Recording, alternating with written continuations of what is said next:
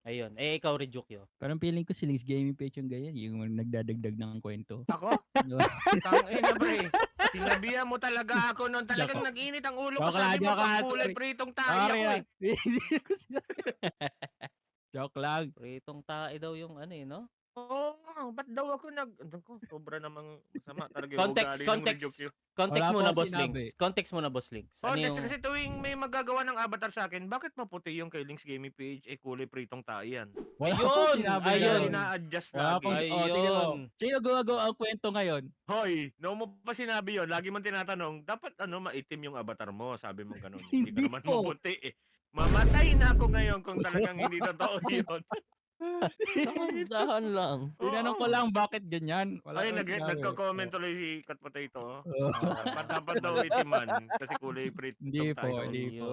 Ayun. Yun yung isang example ng pa-victim, ano? Pa-victim mo. Oo. Oo. Ayun na. Ayun. Hindi, victim naman talaga si Boss Links kasi naiba yung kulay mo sinabi eh. niya yun eh. Oo. Sinabi niya. Ngayon, nire-reverse ni Rejucyo na wala daw siyang Oo, sinabi. kunyari Yun wala ang siyang sinabi. Oo. Hindi, siya kayo yung Ugali nagpapabiktim. mo. Hindi. Hindi, Totoo talaga ikaw, yun. hayop ka. Masama talaga ugali mo. Ayun. Buang